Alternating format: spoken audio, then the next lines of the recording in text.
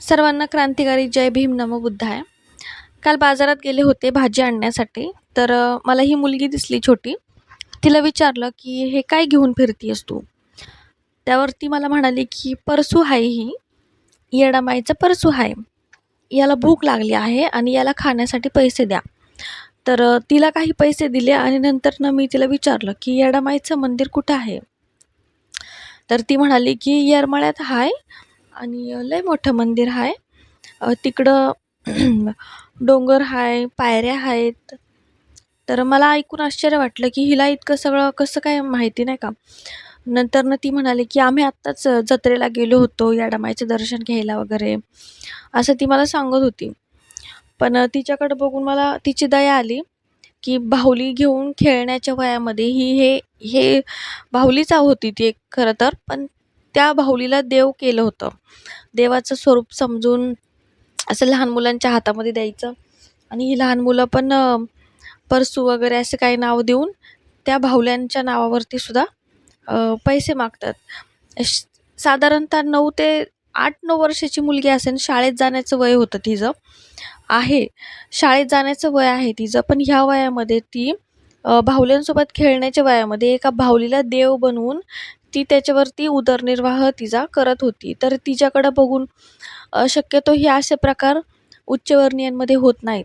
ते सगळे हे असं परसू, येडामाई आणि लखाबाई वगैरे ह्या अशा सगळ्या देवता आहेत ना, ह्या सगळ्या खालच्या जातीच्या लोकांनाच दिलेल्या आहेत. तर मला तरी वाटत नव्हतं की ती उच्चवर्णीय असावी, ज्या अर्थी ती हे सगळं बाहुली वगैरे घेऊन परसू वगैरे घेऊन फिरत होती पैसे मागत. तर शाळा शिक्षण घ्या. आपल्या मुलांना जे मागासलेले आहेत, दीनदलित आहेत, तर त्यांनी ह्या अंधश्रद्धा दूर करा. मुलांना स्वतःचं आपलं आयुष्य, तर तुमचं आयुष्य तर गेलं ह्या सगळ्या गोष्टींमध्ये, पण तुमच्या लहान मुलांना अशा गोष्टींमध्ये अडकू नका. त्यांना शिक्षण घेऊ द्या, शिक्षणाने पुढे जाऊ द्या. कारण आपल्या विश्वरत्न डॉक्टर बाबासाहेब आंबेडकरांनी 4 मुलं गमावलेत आपल्यासाठी. त्यांनी त्यांच्या समाजासाठी.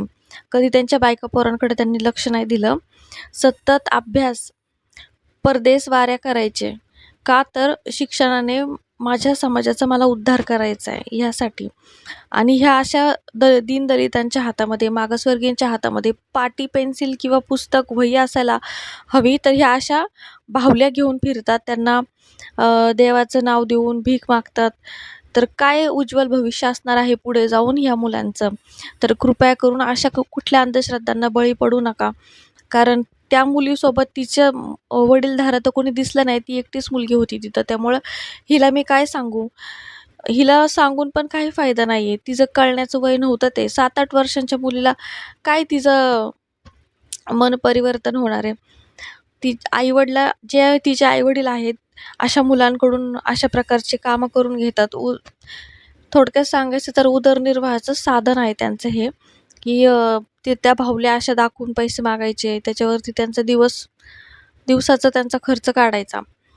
तर मागासवर्गीयांनो, कृपया करून ह्या अशा काही गोष्टींच्या नादाला लागू नका. तुम्हाला जिथं दिसेल तिथं अशा गोष्टींना तुम्ही विरोध करा किंवा तुमच्याकडून काही समाजासाठी परिवर्तन करण्यासाठी काही योगदान तुम्हाला देता आलं तर कृपया करून द्या.